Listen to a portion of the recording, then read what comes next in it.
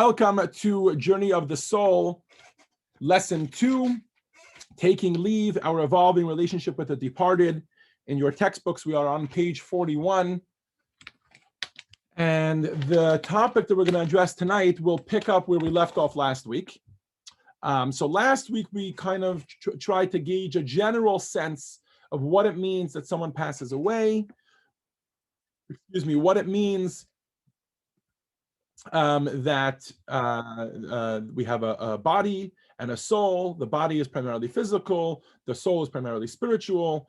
And I think one of the main things we gained by the end of last week was being able to conquer thanatophobia, or being able to appreciate that we should not be afraid of death, because the more spiritual we live, the more invincible we become. Literally, right? Immortality. Okay. This evening's lesson is something that I know a few of you have been looking forward to. And let me pull it up here. This evening's lesson will be split into 4 parts. Okay, so today we have 4 goals over the course of tonight's lesson. Number 1, hold on. Oh, Mickey, Joanna's on another camera? Okay. Number 1, we will be tackling the moment of passing, specifically what happens when the neshama leaves the body, right? Or does the neshama fully leave the body, as we'll discuss. In number 2, we'll talk about the process of the soul's departure.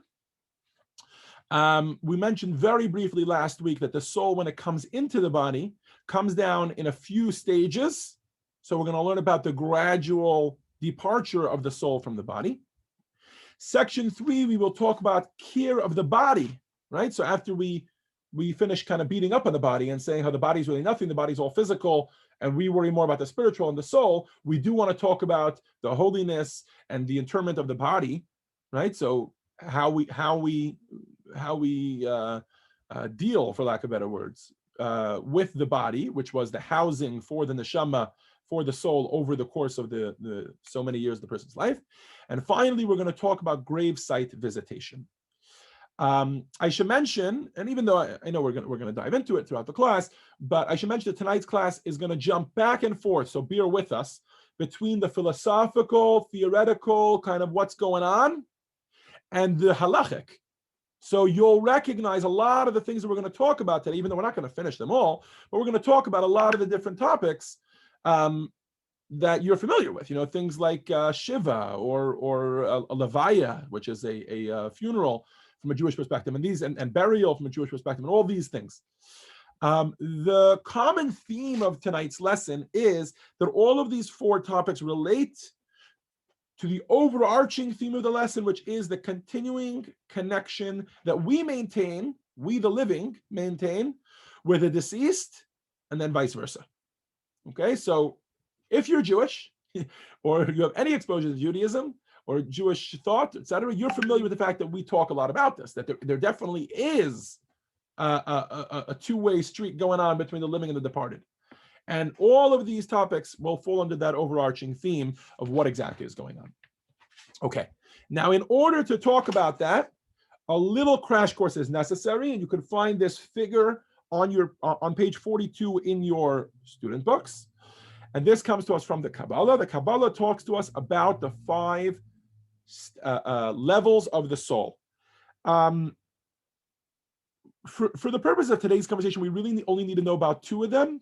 But because there are many of you that know about all 5, I'm going to talk about all 5. Okay, so in figure 2.1, you'll see only 2 of them. Hold on, there's something in the background here by me making noises. Let me try to shut that. Hold on. There it is. Okay, now that's closed. That shouldn't bother us. So if you've learned some Kabbalah in your life, or really not just Kabbalah, even sometimes in the Halacha and in the Talmud, you might be familiar with the fact that there are 5 levels to the soul. I see many of you here that attend Rosh Hashanah and Yom Kippur services at Chabad. On Yom Kippur, we also talk about these 5 levels of the soul. So even though in figure 2.1, they're only going to talk about 2 levels, allow me to clue you in on all 5. And then when we have the actual conversation and we deal with the actual texts, we're only going to talk about the lowest 2. The 5 levels of the soul can really be looked at as kind of 5 levels of consciousness of the soul, 3 of which are here enclosed in our body in the physical world, two of which, although directly connected to us by a spiritual connection, do not reside within the body. So they reside in the spiritual world, which is above us, but which is also all around us. It's more on a spiritual plane. It's not powering our physical body. The purpose of those two levels of the soul is beyond the scope of today's lesson. If you're familiar with these names, great. If not, tune them out. In ascending order, they are Nefesh, Ruach, and Neshama, all reside within the body.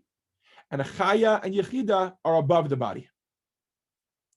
Now, when the soul departs, okay, so you can see, so 1 second, before we talk about the soul departing, during the soul's lifetime, we have three parts of the soul, Nefesh, Ruach, and Neshama, that are powering our body. In the graph, you can see each of their function, at least the bottom two, and I'll clue you into the third one.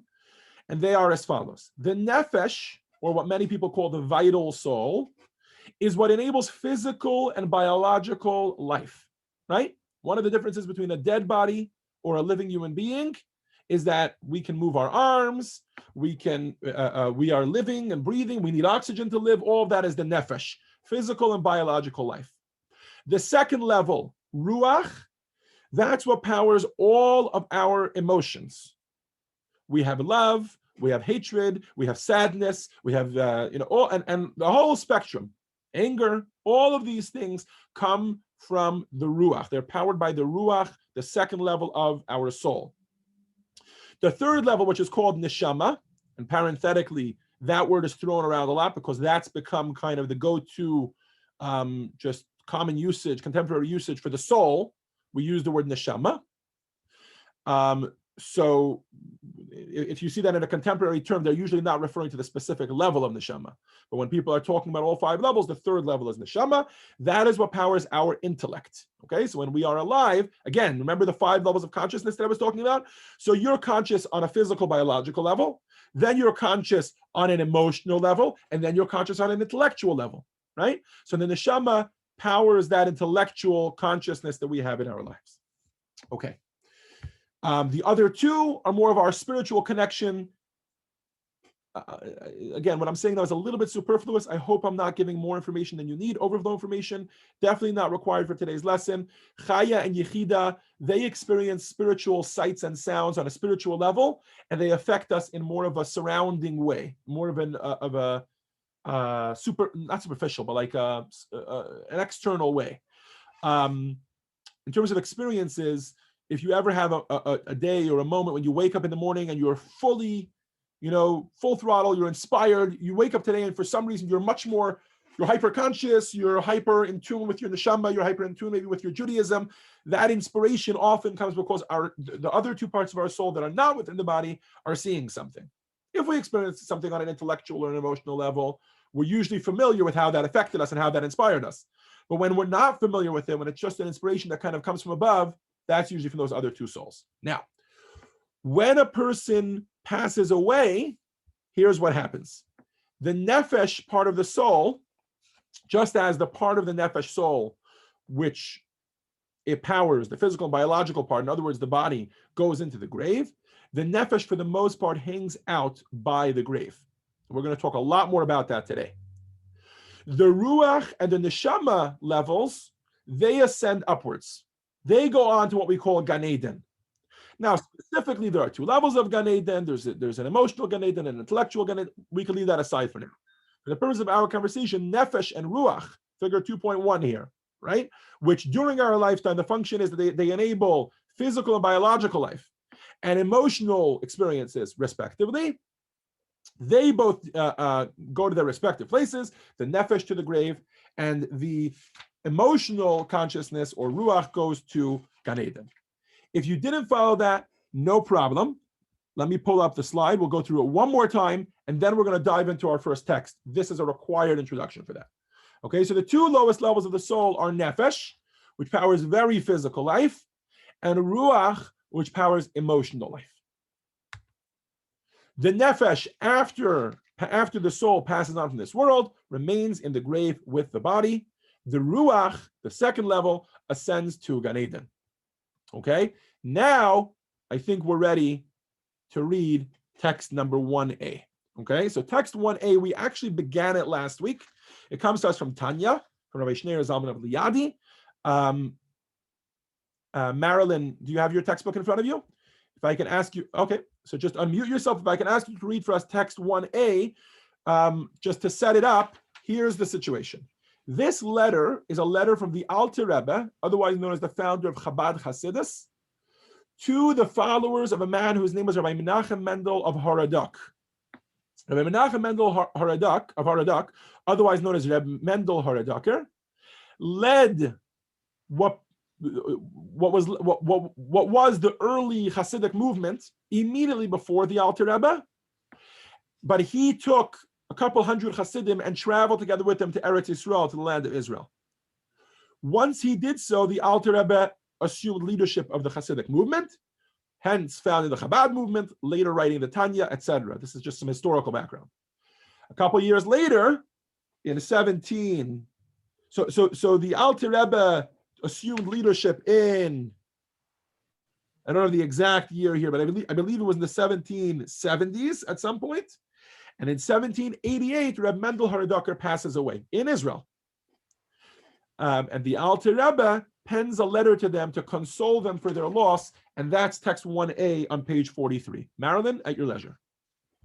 As is known, the life of the tzaddik, righteous person, is not physical but spiritual. It consists of faith, reverence, and love for God. During the tzaddik's lifetime on earth, these three attributes belong to the soul dimension of Ruach, are constrained within their container and garb, namely the nefesh that is bound to the corporeal body. This imposes the restraints of physical space upon these attributes. As a result, all of the tzaddik's disciples receive but a glow of these Ruach attributes, a mere ray that is emitted beyond the container, and by means of the tzaddik's holy words and thoughts. The inability to receive directly from Ruach is a revelatory handicap, and therefore our sages stated that it takes 40 years for students to fully plumb the depths of their master's teaching. By contrast, after the tzaddik's passing, the nefesh separates from the Ruach and remains in the grave, while the Ruach and its three attributes rise to Gan Eden. Consequently, whoever is close to the tzaddik can receive directly from his Ruach in Gan Eden, because the Ruach is no longer restrained in a container or confined to his physical space. There is now a straightforward path for the tzaddik's disciples to connect with the essence of their master's Ruach, the faith, awe, and love with which the tzaddik serve God, and not merely these attributes, outer glow that escape beyond their container. The disciples connect and receive commensurate to the degree of their loving connection and closeness to the tzaddik during his lifetime and after his death. For the transmission of all things spiritual is always by means of great love. Thank you, Marilyn. So a tzaddik's life, and the reason we always come to this through the lens of a tzaddik is because we, throughout our lives, as we mentioned last week, are sometimes mortal and sometimes immortal. When we're engaged in physical pursuits, and it's all about what more can I eat? How much more money can I make? So then we are human beings, right? Then we're being mortal. Then those things we can't take with us, right? And the socks, we can't even take the socks with us. However, when we are engaged in the more spiritual pursuits, then we are immortal. So here, says the Alter Rebbe, we're talking about someone who his whole life, he's a tzaddik, right? A really righteous person. So that means his entire life was really never about his physical body. So what was it about? A tzaddik's life is all about three things: faith, reverence, and love. Now, during his lifetime, let's say you're a disciple, a friend, a student, someone who's interacting with this person during their lifetime. So their faith, reverence, and love are really happening within them. They're happening on an emotional level. They're using their ruach level of the neshama, the ruach level of their soul, to connect with these three things, right? However, here's the deal. You, as the disciple, can only connect with a certain degree of this, right? Why? Because you're not at that level. The moment that the tzaddik's soul departs the body, it's no longer bound, so to speak, within the body, that ruach is unleashed. Since the ruach, which is faith, reverence, and love, right? All of the emotional things that the tzaddik did in this world now left the body, and then they've now gone up to Gan Eden, is what we say. But where is Gan Eden? Gan Eden is really all around us, right? It's not a physical space. So now the connection, the ability for that person to connect with this tzaddik is of a much higher degree. Whoops, sorry, I was a little early. Why? Because the ruach is now much more accessible. Think about it. If you were only able to connect to the tzaddik's emotions through his body, the body was kind of filtering those emotions. Now, this is all about the relationship that other people would have had with the deceased. But what about the deceased's own experience? Is this experience liberating or restrictive for the deceased himself? Right? So for this, we turn to a letter of the Rebbe, and then we'll kind of take a moment to process this all and make sure we're all on board here. Mickey, can I ask you to read for us text 1b? You have to unmute yourself first. Text 1b is a letter of the Rebbe, and I will point out that this letter of the Rebbe is not a translation. It was originally composed in English. Go ahead. Okay.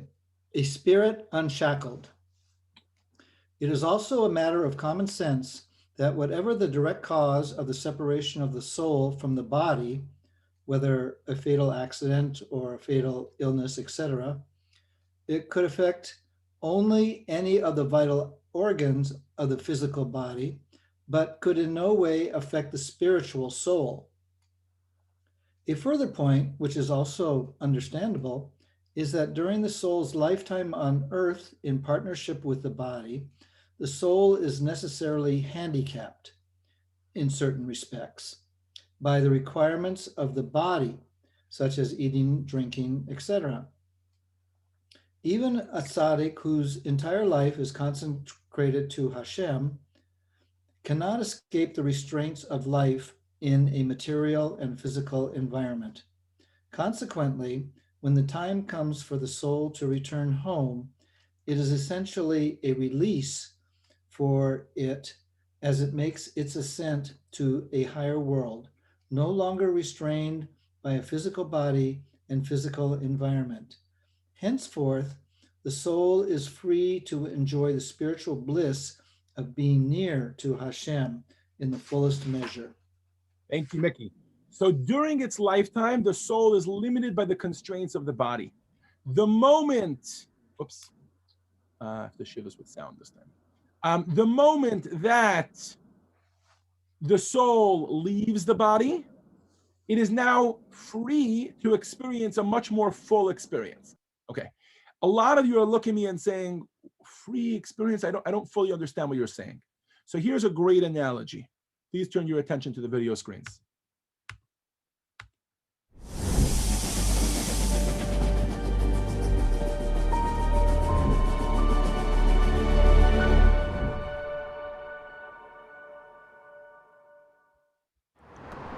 How many passes does the team in white make?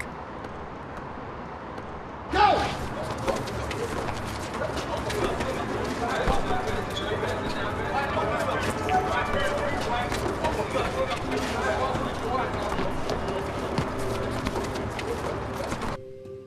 The answer is 13. But did you see the moonwalking bear?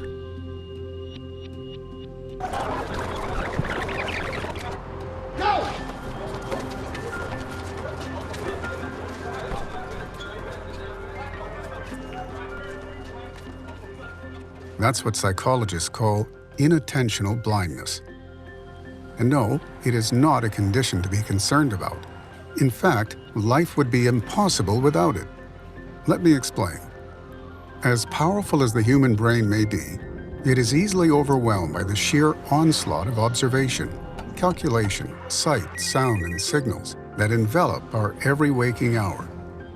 The brain cannot permit itself to register and record each image and movement, every message and stimulation. Instead, our brains and nervous systems aggressively filter and limit our intake to manageable levels. The result? We notice a fraction and ignore the fullness, and remember far less. Often, we purposely engage in what cognitive neuroscientists call selective attention, like focusing on a dinner partner in a crowded restaurant, while tuning out all other conversations in the room. Now imagine that you had the ability to absorb everything around you, to absorb, comprehend, and recall all the details, and fetch every memory at will, without being overwhelmed. That is the incredible experience of the human soul, once it detaches from the body at the close of a lifetime. Unshackled from the frailties of a nervous system, unrestricted by networks of neurons, it is unbelievably free and powerfully present. It is free to absorb truths that mortal minds cannot contain, present to delight in the divine radiance that courses through the cosmos, to bask in divine understanding that supersedes human senses, but is savored by the newly liberated soul.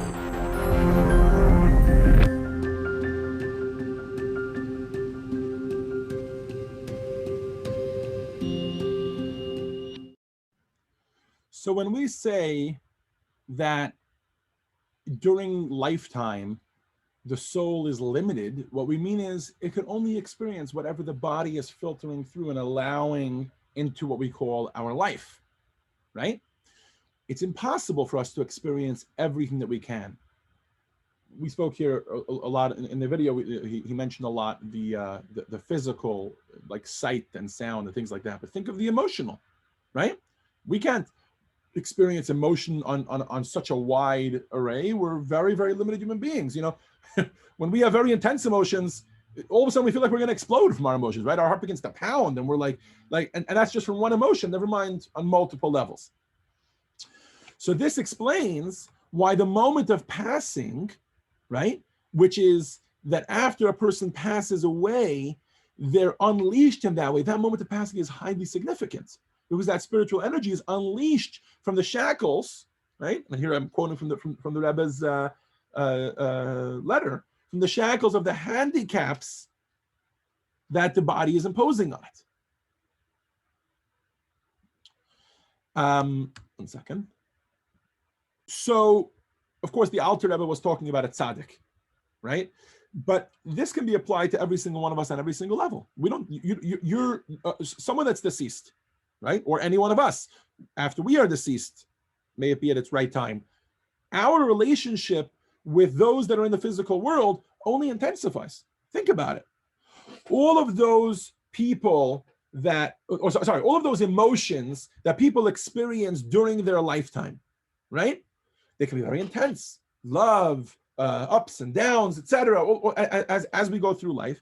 The moment that the soul passes, all of these things become intensely more powerful, because now the neshama, the soul of this person the soul of the deceased, of the departed, can now experience all of those ranges of emotions with all of those people that it was interacting with simultaneously.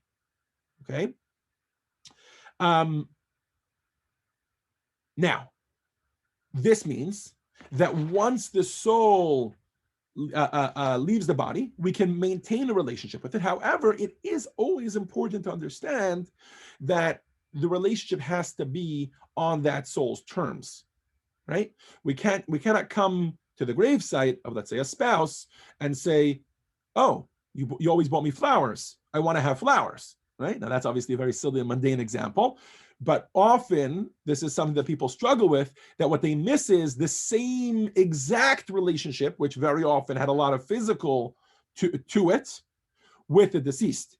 So it's important to get on board and to understand how a soul interacts with us, right? Just as, for instance, the parents in the room know that, with my Bina, for those of you that know my children, who's 4 months old, 5 months old, My relationship with her is she's laying on the mat crying that she wants to be held. I pick her up, I hug her, I kiss her, I coo to her. That's an amazing relationship with her, right? But my Menachem, who's 3 years old, he was laying on the mat crying, and I picked him up and said, and I started making baby voices. This would not help him. He's crying because he scraped his knee. He needs me to pick him up and say, I love you. And when you fall, you can get back up again, and it's going to be okay. And all the things we do with 3-year-olds, right? Now, if a teenager just broke up with a girlfriend and you pick them up and you say, oh, don't worry, I still love you, and it's going to be okay. You fall down, you pick yourself back up again. They're going to send you flying and say, don't you ever kiss me again, right? You need to explain to them about love and about relationships, about breakups, and maybe share a story with them. But when you were a teenager, etc. So just as throughout our life, and by the way, this is just to say of ages. There's also stages, right? We have certain relationships with our mothers. As a man, I have a certain relationship with my mom and a certain relationship with my wife. If I confuse those two, we got a big issue, right? So everything has the way you experience that soul, that relationship. So how does a relationship with the soul work? So a relationship with the soul is obviously going to be purely spiritual. In other words, emotional, right? You're going to have to tap in to the love that you felt with it, etc. Now, this is something that most human beings struggle with. Not a big deal. We just have to learn to adapt to that. And that's why for this particular element of tonight's lesson, we're going to get a meditation again from Rabbi Taub. You can rely on one of these for each lesson. As I mentioned last week, Rabbi Shays Taub, a rabbi in New York, a pretty famous rabbi, who's going to help us with a meditation. Again, close your eyes, don't close your eyes, your choice.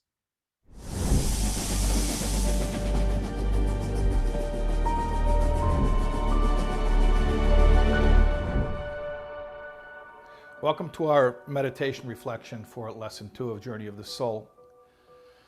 We're going to try to visualize and relate to the idea of the continuing connection between those who are still inhabiting this world and their loved ones who have moved on. How can we visualize this connection? So I want to share with you a metaphor that was given by the Lubavitcher Rebbe to a grieving family when they lost their dear mother. The Rebbe told the family, you should know that your loved one, when they pass away, hasn't gone to some faraway place. Really, what is the situation? It's as if the whole family is together on the first floor of the house, and this loved one is in the same house with you on the second floor. So we're going to try to visualize. Again, if it helps you to close your eyes, you can close your eyes. If you want to leave your eyes open, leave your eyes open. But start to visualize in your mind's eye a loved one who's passed on. Try to imagine what it was like when you would gather and that person was physically with you. Try to remember the sights, the sounds, the whole setting. And now, imagine that exact same gathering, same setting, and that loved one who's passed on is still there, with one difference. They're on the second floor. Take a moment to imagine the feeling. It's hard to describe it, but if we envision it, we may be able to feel it. What does it feel like? The knowledge that this loved one you may not be able to see them, but they're right there, very, very close by, in the same house, where the family is together, everyone is there, and the only difference is they're upstairs, they're on the second floor. Let's try to envision, let's try to visualize a loved one. Try to remember what it was like when they were on the first floor. And now think about the exact same setting. What does it feel like? What does it feel like knowing that they're on the second floor? They're with us. They're with us. They're in the same house. They're only just a few feet away. Not far, far, far away. Very close by on the second floor. Take a half a minute to visualize and try to connect to this feeling of the loved one on the second floor.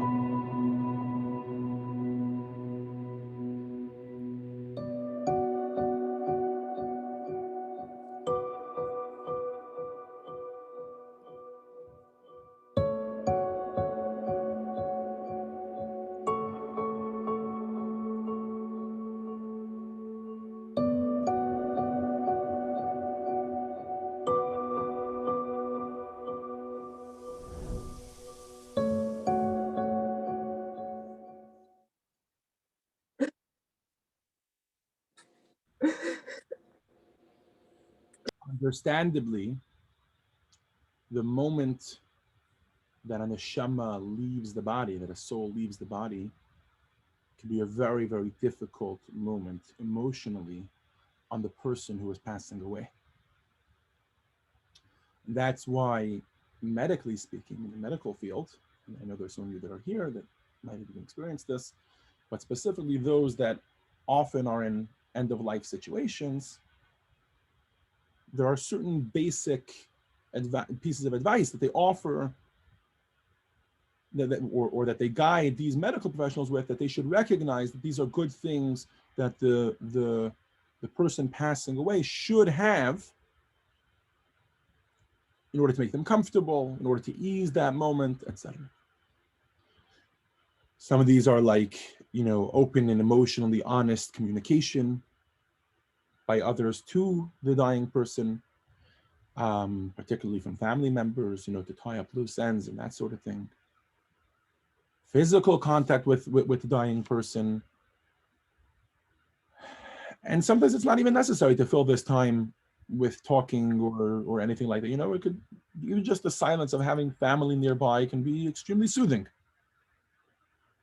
And I know that many people choose to have, that the setting should be even from a very physical surrounding, like an ambiance perspective, should be very soothing, whether it's a certain music or, I know of someone who, when he passed away, he was surrounded by his family, his sons and daughters, and I guess sons-in-law. I'm not familiar with whether they were there or not, but and they all sang Hasidic melodies, nigunim, in order to kind of set the tone and set the note for the neshama to leave the body. Now, based on what we just learned, this shouldn't be a painful moment at all. This should be a very freeing moment. So why all the comfort necessity? Why all the talk about how that moment of dying, it's very painful for the soul? You would think that from a Jewish perspective, we would say, none of that.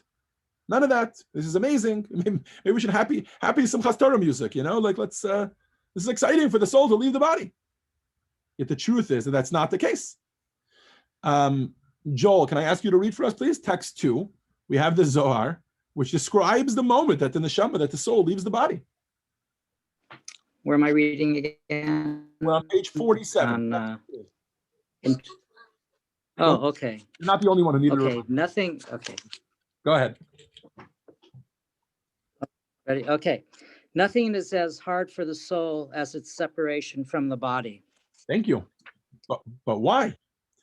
So the answer can be boiled down really to 3 things. Number 1 is that it's a transition. Transitions are always difficult. We gave some examples of this last week. Think of the greatest transition in your life, whatever that might have been, whether that was, moving jobs, moving cities, uprooting social circles, maybe it was even getting married, right? Getting married, by the way, is a very difficult, and for those of you on the Zoom that have done this, this. getting married to someone with all of their, everything on their side, meeting their family, transitioning. For me, I got married and then I moved to my in-laws' side of town. You know what I mean? That's a huge transition. All of these transitions are difficult for us. So even if it's a huge step forward and in the right direction, certainly a transition to homelessness for someone, lo aleinu, who goes from having their life put together to losing their job and then homelessness is a transition, and that's a painful transition because it's not one you want to do. But that's not the only type of transition that's painful. Transitions towards good things are also painful.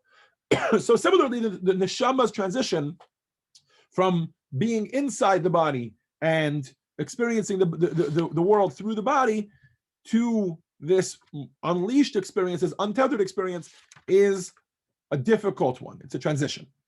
Number two, we mentioned last week, you might remember this with Rabbi Yehuda Hanassi, there is something that is lost when the neshama leaves the body. For the neshama, for the soul, it can no longer do physical mitzvahs. There are plenty of other things it can do, more enjoyable things it can do, but that be-all, end-all, that ultimate purpose of creation, which was that mitzvah should be accomplished, the soul can no longer take part in that, and that's also a moment of sadness when the neshama is leaving the body. And number three, sorry, there's actually a slide for this. I can pull it up like that, we can visualize it. I myself am not such a visual learner, but I know there are those that are. So number one, as we said, is out of all transitions in our lives, this is the ultimate transition. Number two is that it can no longer do mitzvah. Number three is a very simple thing, very simple yet very deep, a powerful bond that the body and the soul had throughout their lives, right? That they were so intertwined and integrated, they worked so beautifully together, they were such a team, and now that bond is broken. So the soul is kind of missing that relationship that it had with the body, that kind of teamwork that it had with the body. And you can see all of these in the figure 2.2 in your student book on page 48. Now, the soul, as it leaves the body, it doesn't leave in one fell swoop. And the reason for this is because the soul is finding it difficult to leave the body. We just mentioned all the reasons why.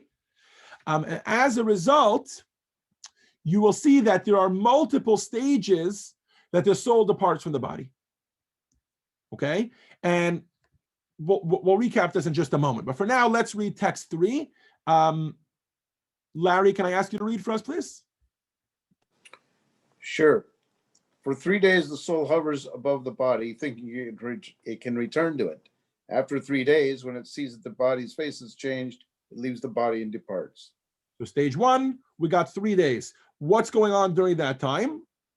Sorry for the graphic description that the Zohar that the Talmud gives, but these are the facts. That at 3 days in to the soul's new lifetime, it can now no longer recognize the physical face of the body, and so therefore it stops this. It has like a hard time departing. It's like it's got this attachment. So it keeps going back and forth, and after 3 days it stops doing that. I see some people have questions. We'll break in just a moment for questions. Now, the next stage is 7 days. Stephanie, can you read for us, please? Text 4a. Go ahead. For 7 days, the soul goes from house where it lived into the grave, and from the grave back to the house, and it mourns its body. After 7 days, the body is subjected to its fate, and the soul ascends to its place. Thank you. Just a reminder, we are talking now about the ruach level of the soul that leaves, right? The ruach and above. That's what we're talking about right now. Okay, the nefesh for now is still in the grave. Text 4b is the next stage, which is 30 days. Where are we here? Shlomo, can you read for us, please? Text 4b, page 50. 30 days. Don't forget to unmute yourself. There you go. Where is it? You said first 30 days? Yes. For 30 days, the soul and the body are judged as one. And thus the soul is located down here on earth. After that, the soul ascends while the body erodes in the earth. Okay, so that's after 30 days. And the final stage is 12 months. Laura, can you read for us, please? Text 4c. That's Laura Reitman. Go ahead.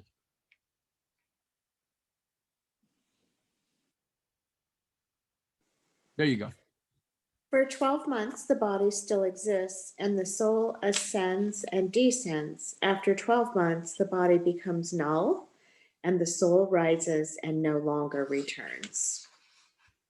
So we have here 4 sources. I'll just point them out to you that they're, 2 different sections in the Zohar, 2 different quotes from the Talmud, one from the Jerusalem Talmud, one from the Babylonian Talmud, about the stages. They're all painting the same picture, that there are these 4 stages with which the soul leaves the body. Okay?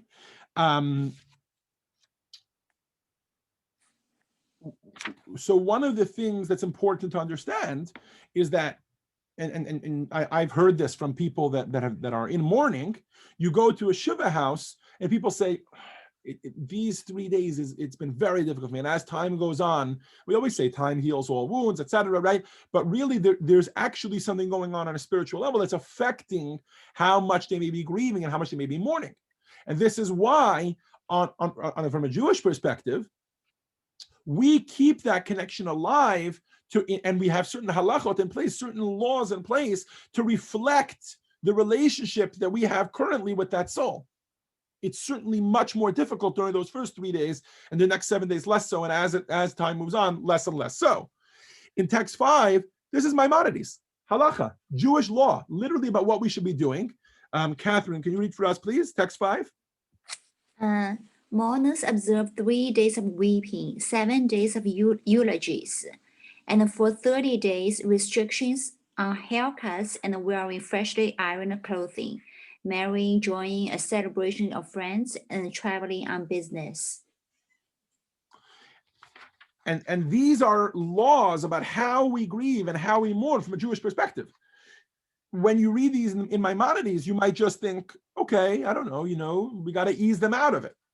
But isn't it interesting to see the direct correlation with what's happening on a philosophical level, like from a Jewish legal perspective and from a Jewish philosophical perspective? These 2 things are happening at the same time, and that's because Torah is all one.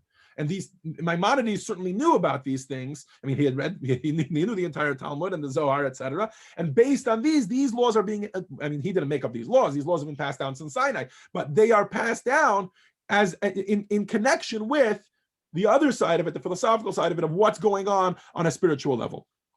Interestingly, in text 6, we have, and Greka, if I can ask you to read this one for us, please. On page 53, we have literally in the Shulchan Aruch, which is where we go as Jews to figure out what to do when we're in any predicament, right? The Jewish legal text, the code of Jewish law, we have this same idea of the stages of Jewish mourning. Go ahead, Greka. If you encounter an acquaintance within 30 days of that person having lost a next of kin, offer words of consolation and avoid the customary pleasantries. If 30 days have elapsed since the relative's passing, greet your acquaintance in the usual manner and offer indirect words of consolation. Avoid mentioning the deceased by name and extend a generic consolation such as, "May you be comforted." If your acquaintance is mourning the loss of a parent, you should offer direct messages of comfort for the first 12 months, and only after that scale it back to indirect consolation. Thank you, Greka. So these are the stages with which the soul departs the body. Now, many of you might be familiar, by the way, that this, especially those of you, and I recognize some of you that were at my Tanya lessons, those of you that have studied Tanya before might be familiar with the fact that the neshama, the soul, actually enters the body in stages as well. There is conception, birth, the brit milah, or the baby naming, right? So for a boy or a girl, and then the bar bat mitzvah. And as all these things are going on, the soul is gradually entering the body. Same thing is true when the neshama leaves the body. For 3 days, the soul hovers above the body. For 7 days, the soul is back and forth between the grave and home. For 30 days, the soul is still located on earth. And finally, after 12 months, and during those 12 months, the soul now is back and forth between heaven and earth. And finally, after that, most of the soul leaves the body. For those of you that are interested in the semantics, even the nefesh, which we said remains in the grave, most of it leaves the grave at that point, and only one level is left. I forget the exact name of it.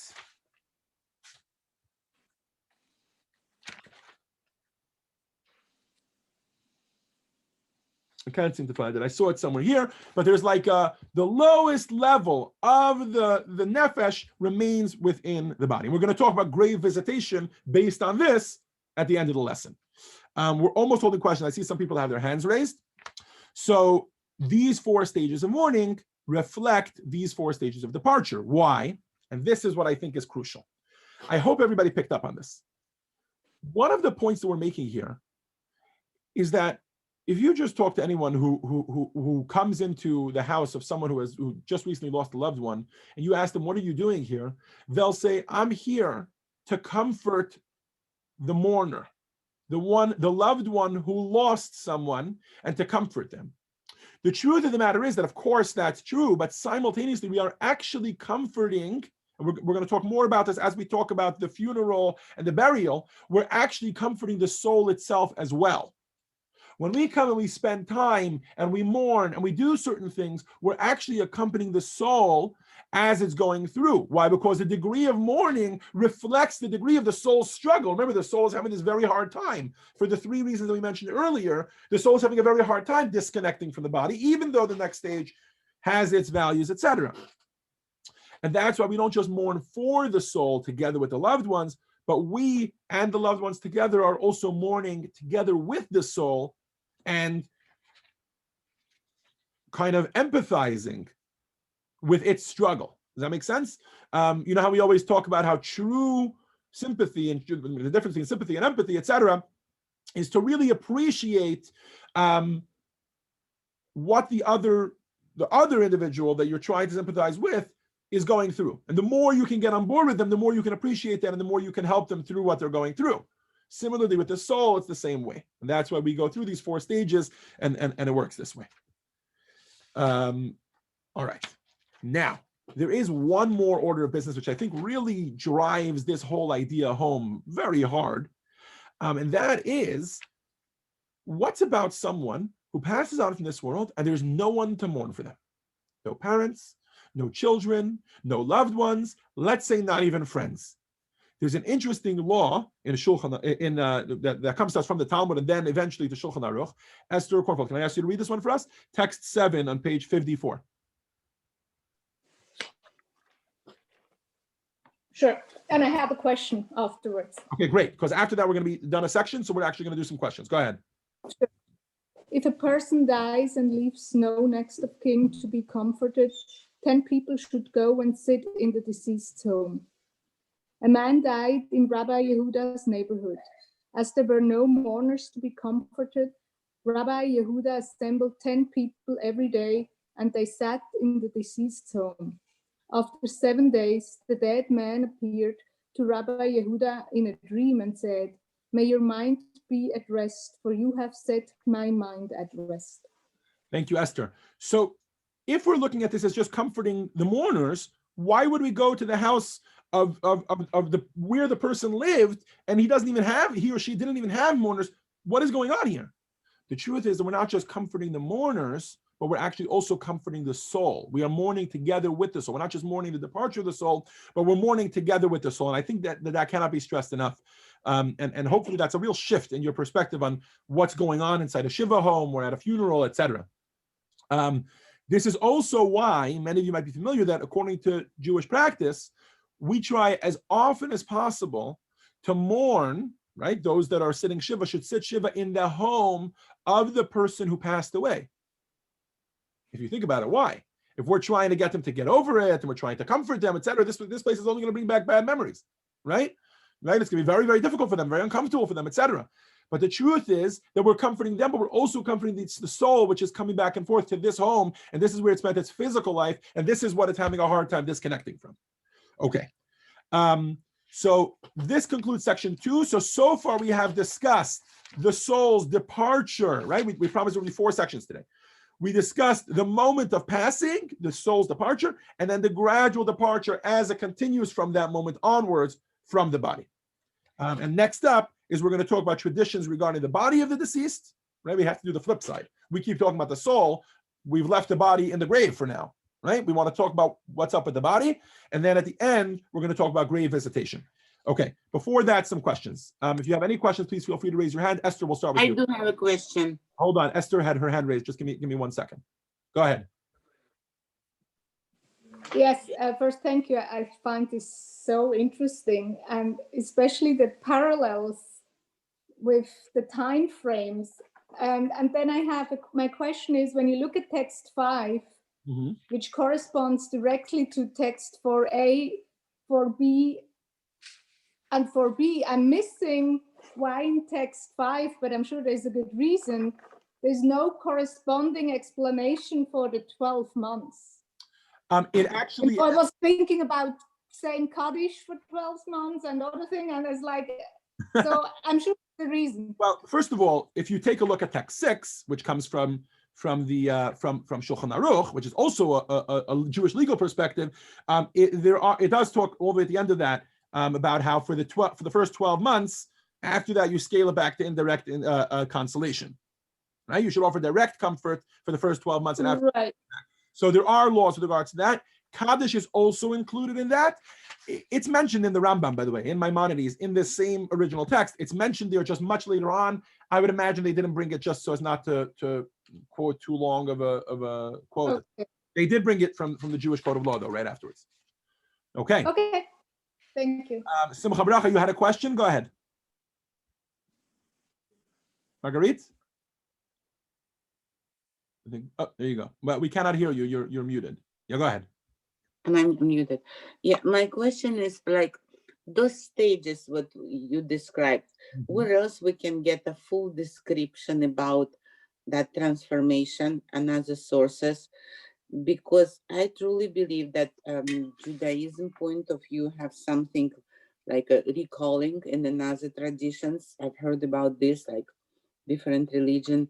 They kind of not celebrate, but they do memorials for the 30th day, for the 40th day, some for the 50th day.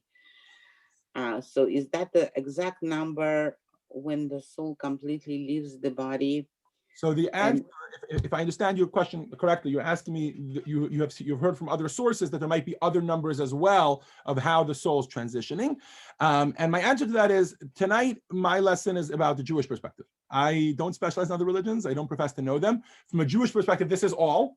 If you feel like we didn't bring enough sources, I welcome you to approach me after the class. I felt like the Talmud and the Zohar actually did this justice, but I'm happy to show this to you, and as well as Jewish law, Maimonides and Shulchan Aruch, the Jewish code of law. If you'd like to see this in other places, I'm happy to point that out to you. But from a Jewish perspective, this is it. Yes, Carol, go ahead. Yeah, Carol, you have to unmute yourself. Sorry. Question.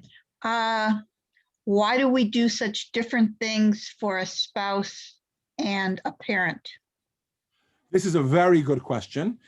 It's a little bit beyond the scope of today's lesson, but suffice to say, similar to what we said about the different relationships that even one person can have with the same person, right, as they grow up, you know, a child, an infant, a toddler, a teenager, etc.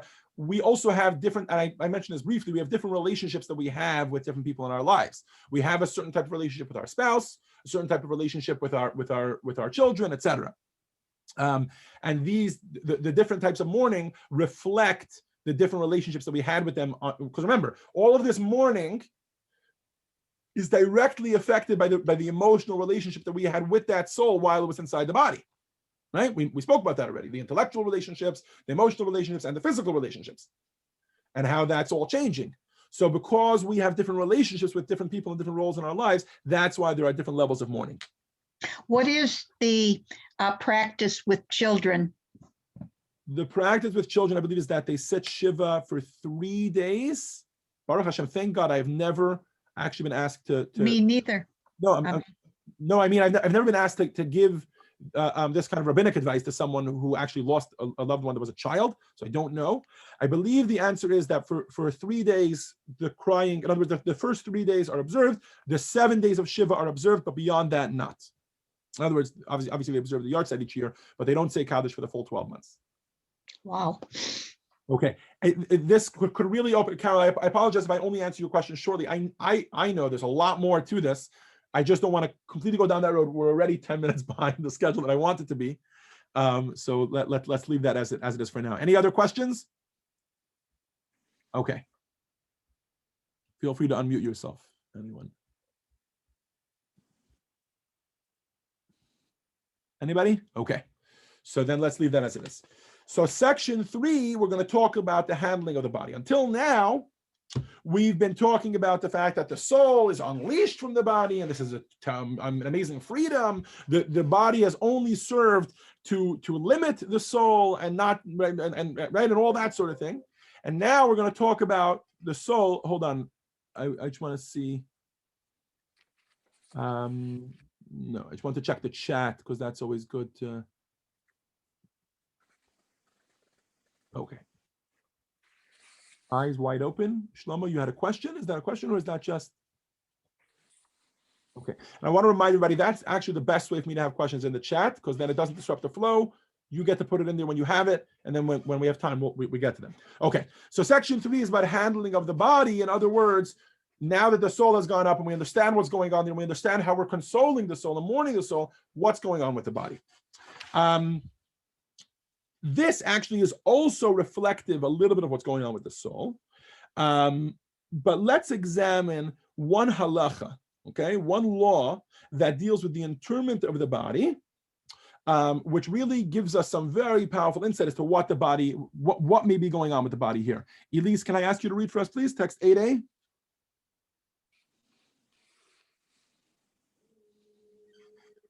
No, you're muted. Sorry, Elise. I'm sorry. Okay, one who is present at the time of a person's passing is required to tear their clothing. This is because a person's passing is likened to the burning of a Torah scroll. Okay. This is interesting. There's a comparison made between a human being and a Torah scroll. And if a Torah scroll were to be burned, obviously we would mourn for it. Similarly, a person's body after they pass away is likened to a Sefer Torah, and this leads to some very interesting laws that we have to make sure to rip kriya, to tear our garments, if we're in the presence of a soul departing a body. Nothing else. You don't have to be related. You don't have to be a loved one. Could be you don't even care. You could be a medical professional. Now, parenthetically, halachically, today we don't observe this law. The reason is because, unfortunately, as a result of this law, and as a result of the fact that many people try to have a minyan of Jews present while the soul is leaving the body, there was a time in history, particularly when clothing was worth much more than it is today. I mean, we can still relate to it. You know, if you have an expensive something, you can probably, an expensive suit or something, you can probably relate to this. But back in the day when you didn't even have that many pairs of clothing, people would avoid going to the deathbeds of people who were passing because they didn't want to lose their clothing. They didn't want to ruin their clothing. As a result, the rabbi said, you know what?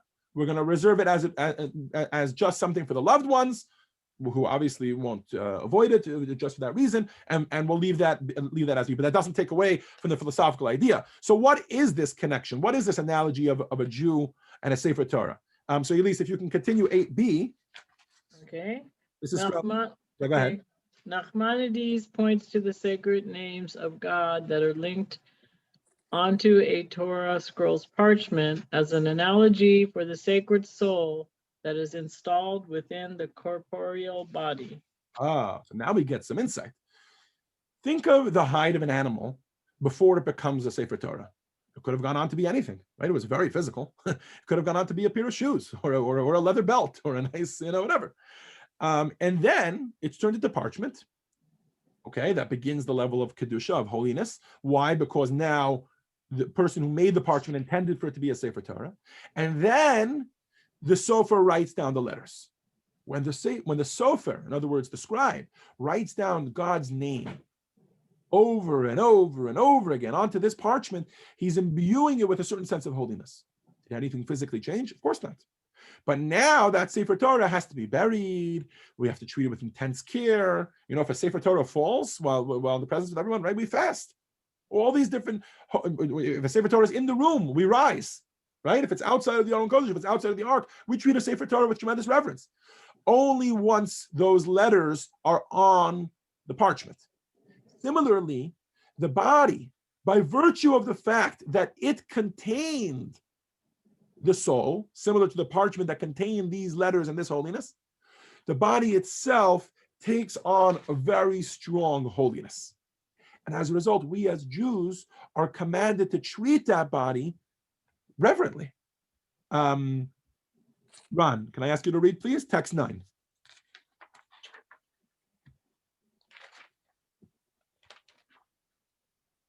All who tend a corpse must be aware that they are handling a holy entity. The human body is more than simply a sheath to a sacred entity, a tool that serves a supernal soul.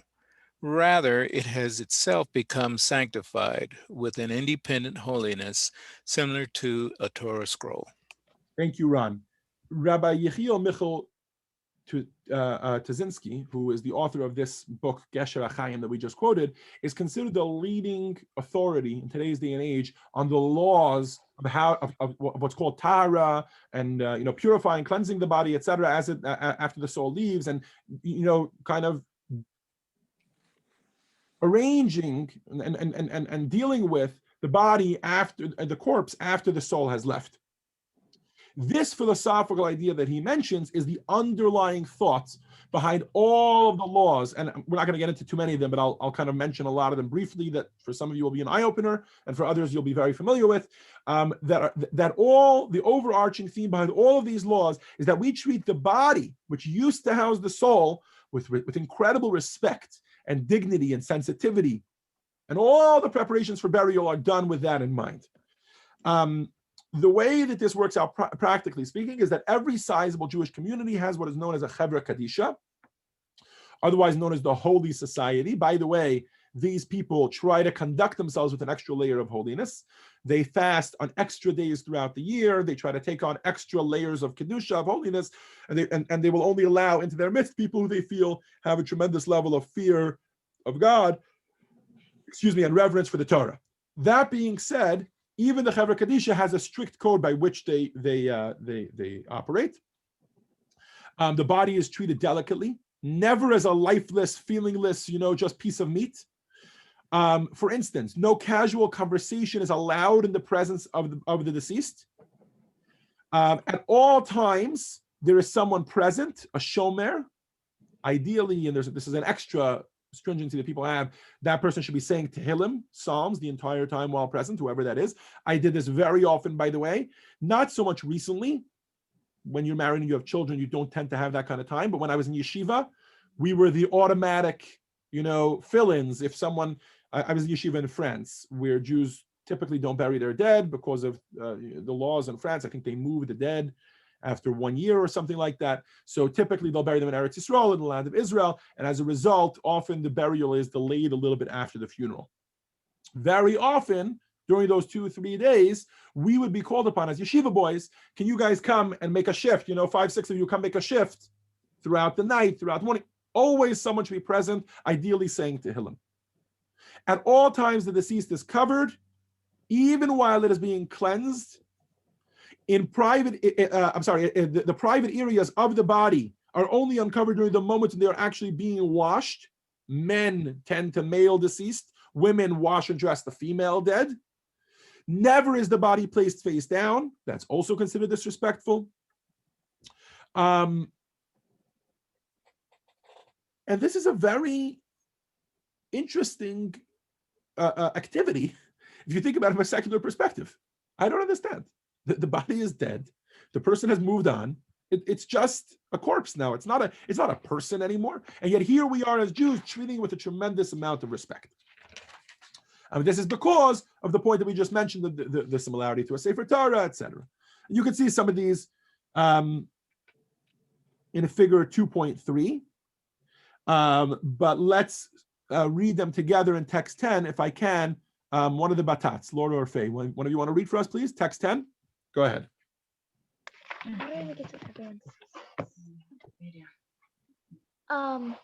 We are required to maintain constant watch over a corpse, even during the daytime, and even if there is no cause to suspect that something can happen to the body.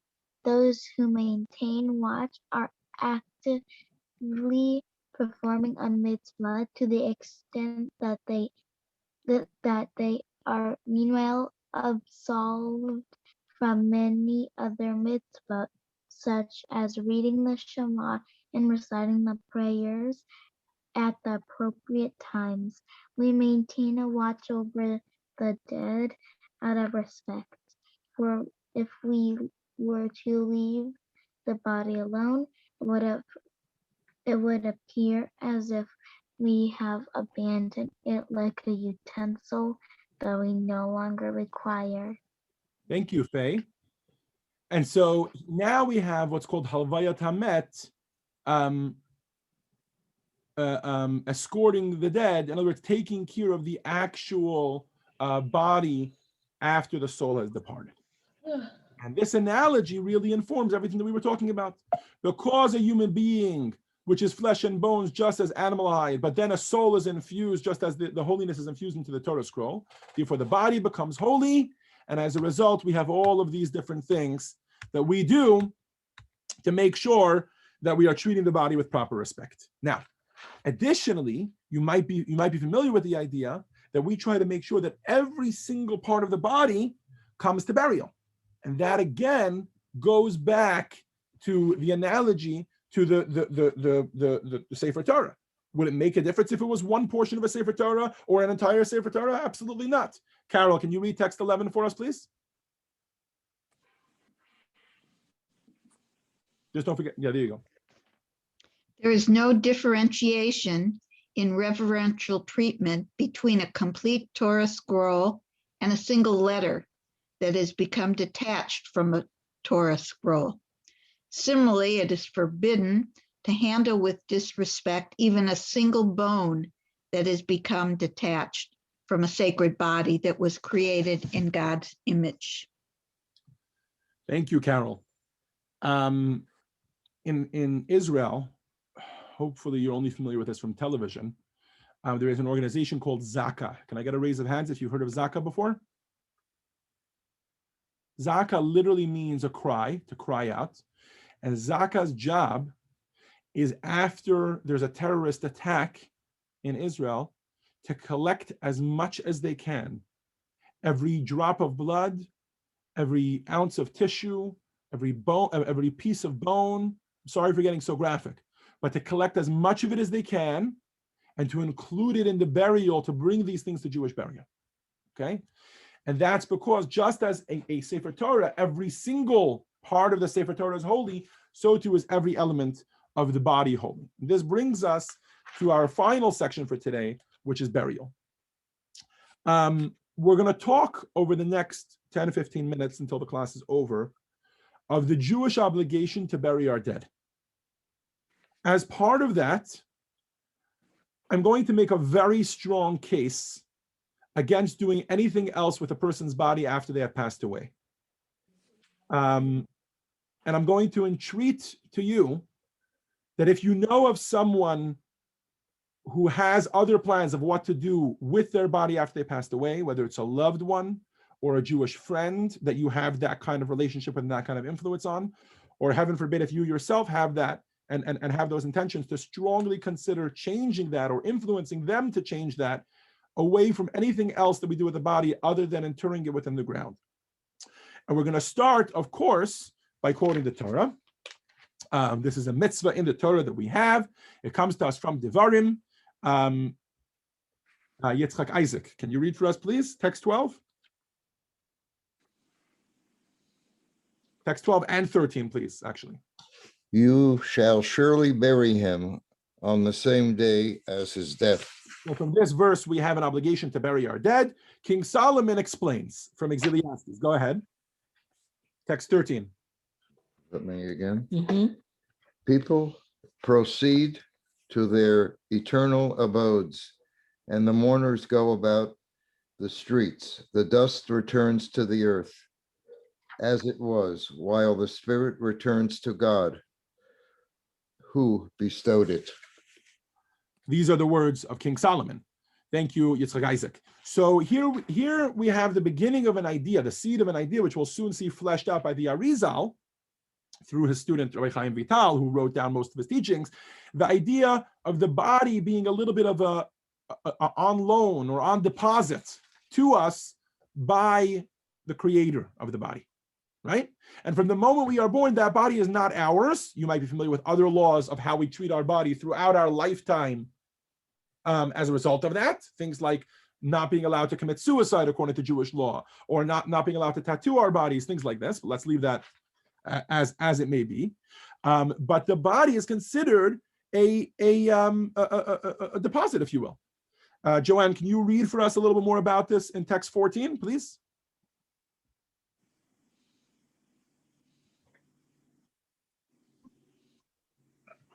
Okay, we hear you.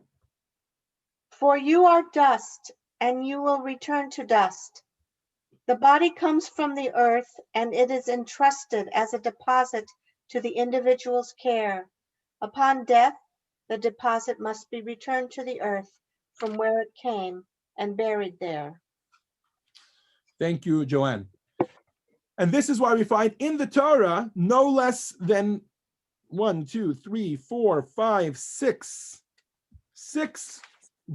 direct accounts, lengthy accounts, if I may, of Jewish leaders from the beginning of time that make sure that their bodies are buried. Beginning with Sarah Yimenu, Sarah, our matriarch. When she passes away, Avram purchases a plot of land in Hebron and makes sure to bury her there. Obviously, following that, we have Avram passing away and how his two children, Yitzchak and Yishmael, bury their father. Rachel, Yaakov's wife, is buried. And this is not in Hebron, this is at the tomb of Rachel, Cave of Rachel, but we have lengthy accounts of all of these and about how Yaakov buries his wife, and then later on, Yaakov's children bury him, and Yaakov specifically wants to be buried in the land of Israel and to be taken out from Egypt. Joseph, right? Joseph goes down to Egypt, but then requests that after you're liberated 210 years later, you should take my body up with you and bury it in the land of Israel. Moshe is buried by God himself in the valley opposite Beis Peor, wherever that is, right? We have all of these accounts of burial, and this is why, by the way, till today, the Israeli army, for instance, sometimes conducts military missions in order to salvage not a living captive, but dead bodies. How often have we seen, frustratingly almost, on the news that Israel is trading captives for dead bodies because we want to bury them? Because we have in our Jewish tradition a tremendous reverence, a tremendous respect for that law, that mitzvah of burying our dead. Today, unfortunately, since 2015, which was the crossing mark for this number, more people in the US choose cremation than choose burial. Up until 2015, it was on the rise. Today, the numbers, I think, are somewhere closer to 53% or 56%, something like that, depending on where you look. According to the NFDA, which is the National Funeral Directors Association, their projection is that by the year 2035, 78% of Americans will be opting for cremation. By comparison, in 1960, only 3.6% of Americans that died were cremated. This is a frightening statistic because, there's a Yiddish phrase, raise your hand if you've heard this before. I might be the only one, that says, Wie se christelt sich, as yidelt sich. Anybody ever hear that before? In other words, the way that our host country, the non-Jews around us, are doing eventually creeps into our culture. This has been true forever. And unfortunately, if that rise in cremation numbers is happening on a non-Jewish, on an American perspective, and we don't know the exact number of cremation on a Jewish level, we have to be worried about that. And that's why I'm taking some time during this class to actually focus particularly on this point. What is wrong with cremation? Number one, what's wrong with cremation is as we just said, it directly goes against the law of even if a person buries the ashes in the ground, it goes directly against the law of the mitzvah that we have to return our body to the earth. And someone here is mentioning that burying in a cave, which is very different than a mausoleum. By the way, mausoleum is not considered returning your body to the earth. A cave is an underground cave, of course, because the wall of an underground cave is considered the earth, because from above, that is the earth. Somebody asked that question in the chat, so I just want to address that while we were on that topic. What are the reasons that people are choosing cremation? I think for two reasons. Number one, I think is cost. Cremation is significantly lower in cost. And to this regard, I want to say that if you know someone, a loved one or someone else that is considering cremation for that reason, please reach out. Jews are a family. We always have been and always will be. And we at Chabad Pasadena have been involved in more than one burial in which the deceased or relatives of the deceased could not afford proper Jewish burial. And we would be happy to help make that happen. You know, we meet you whatever your comfort level is financially. And number two is the one really that bothers me most, because people talk about this being more natural or more environmentally friendly, etc. There's actually a sort of, Jewish, let's leave that aside. If you go to Green Burial, I forgot what it is, .org or .com, which is kind of a website by environmentalists for environmentalists, to advise you on how to get rid of one's body after they pass away, their number one key advice is don't cremate. Cremation, between all of the things that are involved in it, has a worse effect on our environment and on our planet than does a green burial. And interestingly, if you look at that website, the greenest, so to speak, burial that a person can have is actually specifically the Jewish burial, which is to be buried in a plain, natural wooden coffin in the ground without any vaults or concrete boxes or anything like that, which is quite common in the US. So that's from that perspective. The only other thing that I've ever heard from people is people feeling like it's a waste of money. Even if they have the money, they feel like it's a waste of money to have my body buried if it can be on a very simple level, just cremated, etc. To that, I think we have a general issue with money, I think, as a society. We spend money on what matters to us, right? If we spend $50,000 on a medical procedure, is that a waste of money? It is a waste of money, right? Because we didn't need to spend that kind of money. And yet we do spend that money. And we spend it gladly because it'll bring the person's life back. We often do that with things that are not life-threatening. Things like a nice car, a nice house, etc. I think a lot of that, and we as Jews are used to doing this because we do this often for a mitzvah. You know what I mean? We'll spend God knows how much money on a silver menorah or on a silver kiddush cup because we want to make the mitzvah special to us, when obviously we could be spending that money on all sorts of other things. So I think if this is a mitzvah, to do it properly is worth every penny. But if that's the issue that someone has, please reach out to me and let me know. The other issue at hand here is when someone, and I want to stress, actively chooses to cremate knowing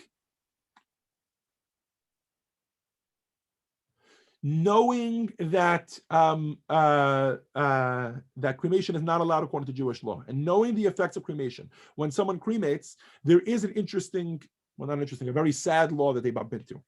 The Talmud tells us that anyone who denies the resurrection of the dead, Maimonides, the most famous Jewish philosopher of all, codified our principles of faith, that all of our faith is based on, into 13 principles of faith. One of those is the belief in Tchiyat HaMetim.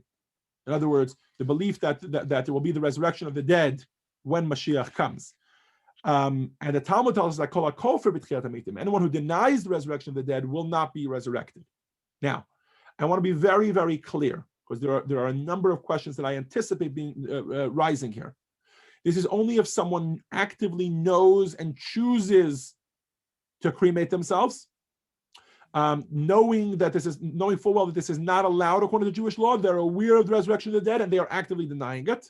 Then this constitutes that denial, and to a certain degree makes it irreversible. And more importantly, it has to have actually been done by the person. In other words, carried out by the person, not done to the person. I don't think I need to bring up the 6 million Kedoshim, many of whom their bodies were burned in the crematoriums during the Holocaust.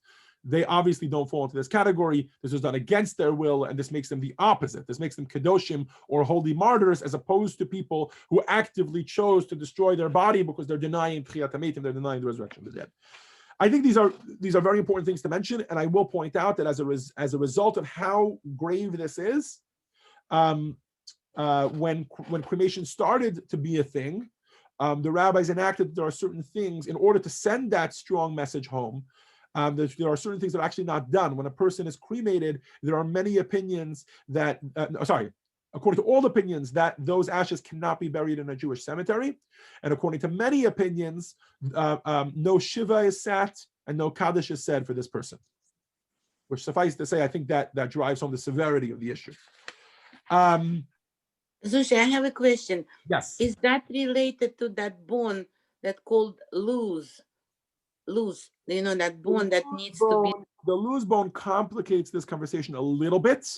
Margarita is referring to, the Talmud tells us that the resurrection of the dead will begin from a certain bone known as the loose bone. There is slight disagreement about which bone that is. Most are of the opinion that it is the nape. In other words, right where the spine, if you bend your head forward as much as you can, the top bone of the spine. If we can, I don't want to complicate the conversation with that. That's kind of what the body gets built up from when Mashiach comes. There is a concept of people inhabiting other people's bodies. I don't know that we want to make this conversation that complicated or that sad, to be quite frank. I think we've already taken it quite a step. And just to end this conversation, I will point out, if you can follow along with me, in text 15a, that there is a Jewish law about the final wishes of the deceased, and they're treated with a very intense respect. Anything that someone says in their final wishes is treated with a very intense respect. And on page 64, you can read with me about mitzvah lekayim divrei hamet, that it is a mitzvah to implement the expressed final wishes of the deceased. However, sorry, we jumped back here a little bit. However, this mitzvah, which is taking care of the deposit properly and putting it back in the earth from whence it came, is considered something, and you can see this in text 15b. If a person requested not to be buried, we disregard the request. This is because burial is a mitzvah, as it is stated, you shall surely bury him. That's what we quoted earlier. In other words, when we listen to the will of the deceased, and I say this because there might be those that will struggle with this at some point, with a loved one that wants to be cremated, and you have to make that choice for them. Someone who passes away cannot make decisions about mitzvahs. They cannot say, "Oh, I want you to eat pork for the rest of your life." That it doesn't work that way, right? They can't supersede the Torah. Right? They can't tell you, I want you to steal from this other person. They don't have, even though we listen to everything they say, it's more about things like, I don't want to be eulogized after my death and things like that, that we try to stick to their words exactly. However, when it comes to this, because it is a mitzvah, as we mentioned, our bodies belong to God. Therefore, it's not for us to decide how to inter the body. And therefore, it's important to bury the body like that. We can be resurrected in the body. Therefore, we don't listen to someone who asks to be cremated. Okay, this brings us to the end of our conversation about cremation. I apologize if this was extremely obvious to some of you. Even if you knew of it, I hope you gained some more insight into exactly what's going on here. And if you are in that situation, whether you're considering it or whether it's a loved one that's considering it, I really hope that you will. That you will consider changing that. Okay. This brings us to the final section of our lesson, which is grave visitation. Till now, we've been talking about the body, which was interred in the ground, tremendous respect given to the body for multiple reasons, and the soul, which has gone on to where it's gone on. Let's say it's 5 years after a loved one has passed away. You come to their grave. What's going on? So we mentioned earlier that there is the lowest level. Oh, here it is.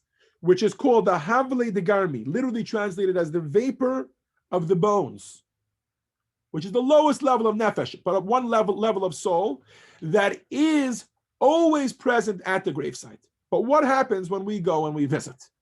Esther Necha, can I ask you to read, please, for us? Text 16. The nefesh remains present in the grave. Due to the fact that it remains among the living, it is acquainted with their pain. At their time of need, it pleads with God for mercy on their behalf. When the inhabitants of the world are in need, when they are in sorrow and visit the cemetery, the nefesh is aroused to their plight. It ascends and awakens the ruach, which in turn entreats God for mercy. Consequently, the Holy One, blessed be He, has mercy on the world. Okay, thank you. So there's really a very direct connection. I want to just complete this visualization for you, and perhaps we can call back that meditation we did at the beginning of the class about the second floor. We have to remember that Gan Eden is not some far off place like we very often make it. Gan Eden is all around us. So when we say the soul, or most of the soul leaves the body, there's a very important piece of the puzzle we have to finish clicking in right here. When we come to the grave, because there's even a tiny little fraction of the soul that does remain hovering at the grave, therefore we can recall the rest of the neshama. And that's why people often go to ask from their loved ones at their graves that they should beseech for them on high, or they'll go there on a yard site in order to be there with them. This is not just hocus pocus. This is not just us feeling better about ourselves. You actually are recalling the rest of the soul. By the way, this is one of the reasons why we're told that we shouldn't visit graves too often. Unfortunately, sometimes this is something that people struggle with. After a loved one passes away, they feel like they go there once a week, once every couple of days, they go to visit. And you have to remember that every time we visit, we're actually recalling the rest of the soul to come back down here into the body. And that's a very, very, it's a shift in what's going on with the soul, and we don't want to do that too often. Never mind the psychological impact that can have on the person who's visiting too often. Hopefully none of us are struggle with this. So when we visit a grave, even though in the grave all there is the lowest level of nefesh, number one, we are respecting the departed. We come there, they recognize that we haven't forgotten about them. But number two, we actually connect with the rest of the soul, and we can actually continue that bond. And it serves as the communication point, as we mentioned, for the rest of the neshama. It awakens the ruach, which awakens the rest of the sections of the body, which in turn can allow the neshama to do certain things. I will point out that there's a Jewish custom to invite the departed loved ones to our weddings and to our simchas. And this really starts to really drive home as these pieces, I hope it is, as these pieces of the puzzle fall into place. And this is nowhere illustrated more than in this story from Rabbi Yehuda ben Shmuel of Regensburg, otherwise known as the author of the Sefer HaChasidim, and he relates this very interesting story. Sheila, can you read for us, please, text 17? Sheila, go ahead. 17. Yes, page 67. There was once a community that wished to relocate. One of the deceased, buried in the vicinity, appeared in a dream to a member of the community and pleaded, "Please do not abandon us, for we appreciate your visits to our cemetery." Barzillai the Gileadite declared, "I would like to die in my own city." He wished for this because the deceased appreciate when their loved ones visit their graves and request goodness for their souls. This improves their condition in heaven. And when we pray on behalf of the deceased, they pray for us in turn. Thank you, Sheila. So I don't know if that much historical background is necessary. Barzillai of Gileadite was actually a man who helped save King David when he was fleeing from his son Avshalom. And then when King David actually won, so he offered him to come and move to his city and treat him with great respect and honors, etc. And Barzillai the Gileadite, who was at a very senior age, said, "I would rather stay here because I want my loved ones to be able to visit me." These two anecdotal stories, I think, really illustrate that point, that there's a real relationship between the dead and the departed and the visitors who come to the gravesite. The connection is mutual. We are able to connect to them, and they appreciate the idea of us coming and visiting and showing that we haven't forgotten them, etc. It is customary to visit a gravesite on days when prayer is especially appropriate. This includes yard sites, the days before Rosh Hashanah and Yom Kippur, of course, as I think most of us are familiar. Okay. This kind of concludes tonight's lesson. There is one more text that I want to read, and I'm going to set that up in just a moment. So in short, we've really gone through 4 points, and I hope this has helped to clarify the relationship that we have with the soul and the body and the departed. We explored the moment of passing, when the soul disengages from the body, and how the ruach and the higher levels of the soul disengage from the nefesh, which remains the lowest level of nefesh, which remains down here. Hold on. Sorry. In section 2, I thought we had a slide for this. I'm sorry. So then I'll take it away. In section 2, we hopefully gain some clarity on the painful departure and stages of painful departure that there is of the soul from the body. In section 3, I'm sorry, I skipped one, right? Mm-hmm. No, in section 3, we explain the special relationship that we have with the deceased, not just with their souls, but also with their body, hence the great care and respect that we have for the corpse. And in section 4, we continue this theme to talk about the visits that we do to the grave, which is not only a visit to the body, which was holy, but also a visit to the soul via this connection point, this portal, if you wish, of the nefesh, the lowest level of the soul. I'd like to conclude today's lesson with a letter that the Rebbe wrote, a very sensitive letter, and it really drives this point home, this whole connection that we have with the departed. The Rebbe wrote this letter in 1958 to a woman who is still alive today. At the time, she was a young woman. Her name is Chana Sharfstein. I'm sure many of you have heard her speak, etc. Within a 5-year period, Chana lost her father, her mother, and her mother-in-law.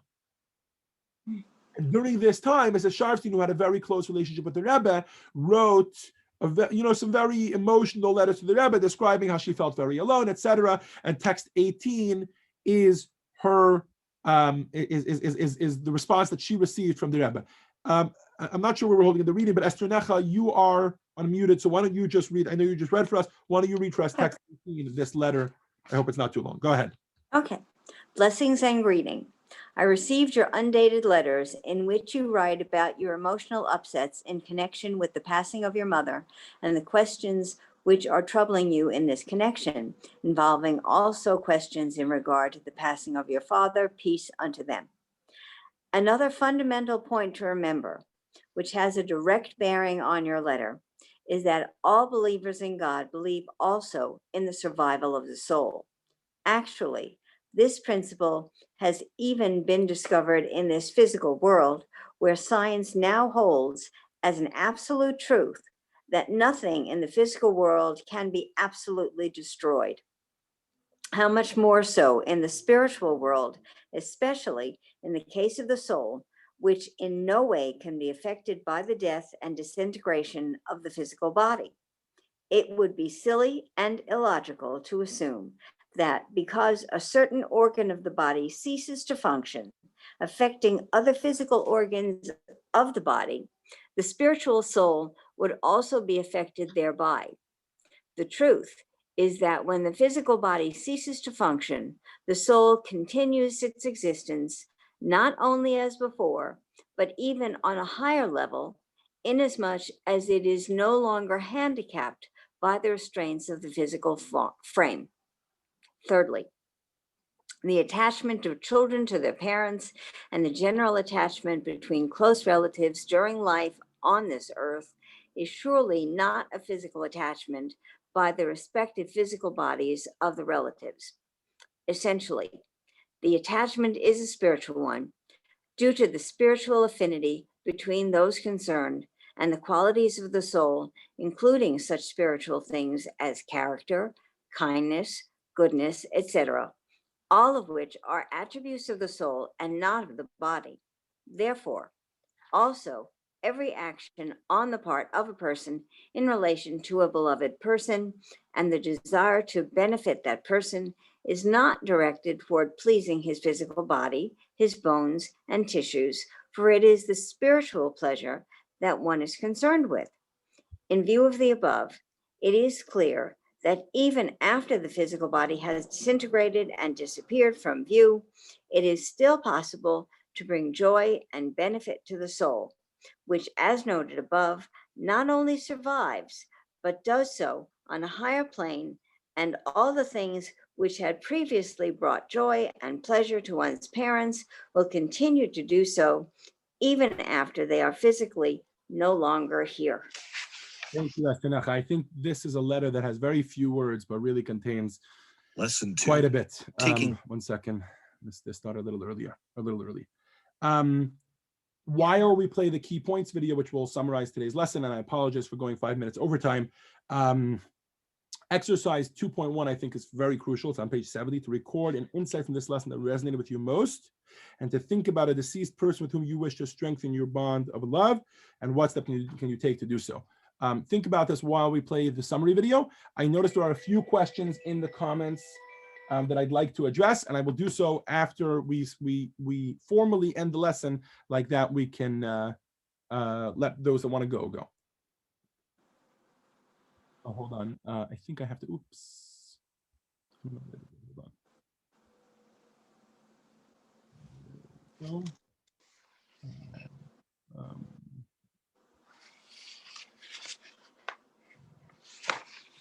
Lesson 2. Taking leave. 1. Nefesh and Ruach are two of the soul's components.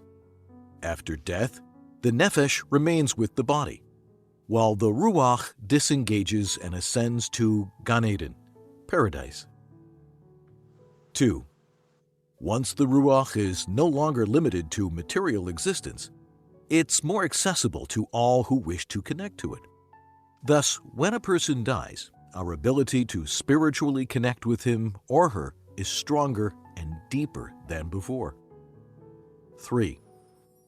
Though the Nefesh remains in the grave, it retains a connection with the higher levels of the soul.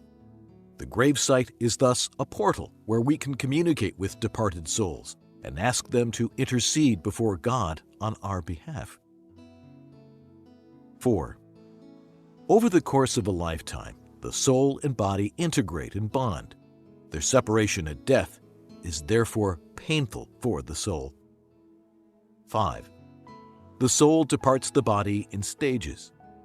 These stages correspond to the prescribed periods of mourning. When we mourn, we are mourning not only for the deceased, but also with the deceased. 6. Dignity and sensitivity are the underlying principles that guide the care of a corpse and its preparation for burial. This is because even after death, the body retains its special status of having been the container for the soul. 7. Burial is of highest priority in Jewish tradition and culture. When God takes a person's soul, we are tasked to return the body to the place from which God fashioned it. 8. Burial affirms two fundamental Jewish beliefs. A. Our bodies aren't ours. They belong to God. And B. There will be a resurrection of the dead in the Messianic era. Thank you all for joining us for lesson 2 of JLI's Journey of the Soul. And we look forward to seeing you next week at 7:30 p.m. Monday night for lesson 3, which is the morning after.